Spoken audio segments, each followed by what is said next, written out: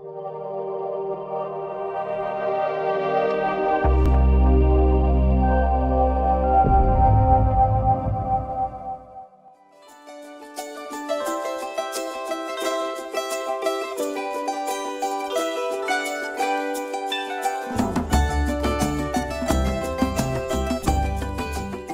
língua portuguesa é nossa identidade.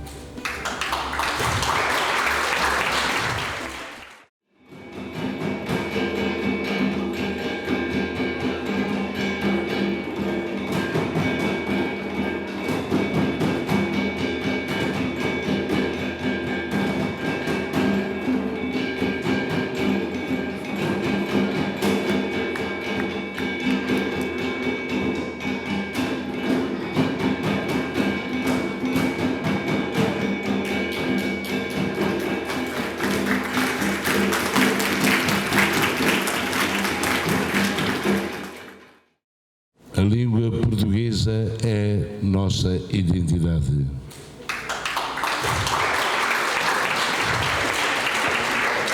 O falar em português não significa que perdemos a cidadania timorense.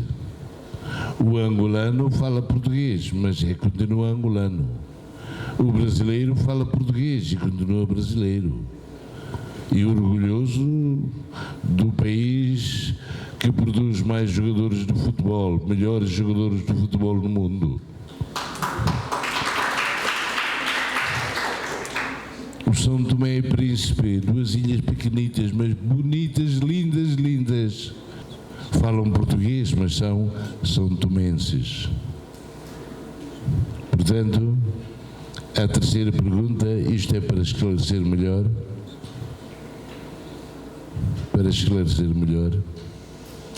Às vezes falamos mal do Suharto. Sim, Suharto invadiu não por vontade própria.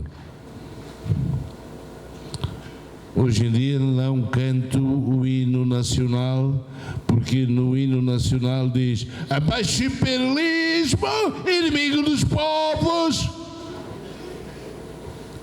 O imperialismo são os Estados Unidos, países como a Austrália, o único país ocidental que reconheceu a integração por causa do nosso petróleo e assinou com a Indonésia um acordo sobre a fronteira marítima. Eu ainda estava no mato. É por isso que o problema da fronteira marítima não é um sonho aqui depois da independência, foi já uma determinação política que trouxemos desde o mato.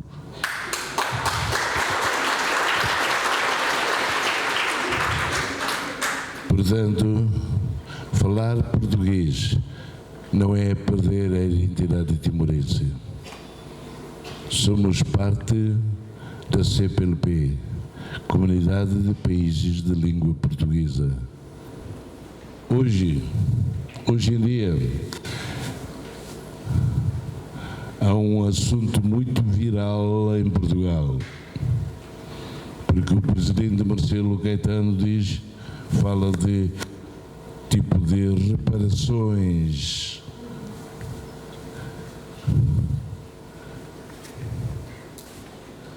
Quando percebemos a palavra reparação, se percebo mal, mas percebo como os outros portugueses que estão a protestar, que não é depois de 50 anos em que falemos nisso, mas hoje em dia, neste mundo global, a melhor forma de reparação é a cooperação. Em Angola pode ser diferente. Em Moçambique, claro. Na Guiné-Bissau, eu fui a Guiné-Bissau 4 vezes. A população falava francês por causa da vizinhança com o país vizinho. Havia mais mercadorias que entravam e falavam mais francês do que português. E hoje em dia o Estado continua muito mais frágil que o nosso. O Presidente da República veio, recebeu uma condecoração do nosso Presidente, chegou lá e dissolveu o Parlamento. Em 2014 fomos lá, 40 anos depois da independência, em 74, nós ajudamos Guiné a realizar as primeiras eleições livres e democráticas. Foi em 2014. Portanto, agora não é o problema de reparação, o problema de apoio contextual. Cada escritor, o historiador, ouve e põe em palavras aquilo que ouve. O escritor põe os seus sentimentos, o seu conhecimento, a sua compreensão sobre uma realidade. Portanto, sendo dois timorenses, eu posso escrever, vamos lá dizer, sobre a natureza em Timor. As montanhas, eu senti essas montanhas diferentemente do senhor Vicente. Pode escrever de uma forma, eu de outra forma. Mas quando se faz história, isto vem de bases, de acontecimentos que houve no passado, diferente. Um americano pode escrever melhor que um timorense sobre a história de Timor, a história da guerra, suponhamos, vamos lá dizer assim. Escritor, o que pensa, o que compreende, é o que expressa em palavras. A leitura é muito importante. Hoje, quando vão à escola, vão todos fardados, vão todos com calças e tudo, sapatos e tudo. No nosso tempo íamos de calção, sujos, olhávamos para as raparigas e fazíamos assim, a tua sapatilha está tão suja, pá, não te aproximes de mim. E ali, nossos eliciderem, há um edifício, antes era sota, vendia livros. Eu com alguns colegas íamos lá roubar livros para estudar. Roubar livros para ler. Para ler. O conhecimento que vocês vão adquirir nas universidades não chega. É preciso ler mais, compreender.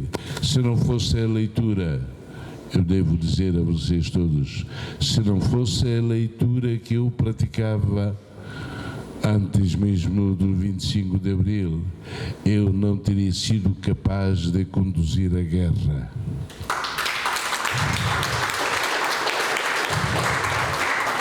Por causa da leitura, guerra, guerrilha, isto. Até aprendi as fundamentais leis da guerra do Mao Tse-tung.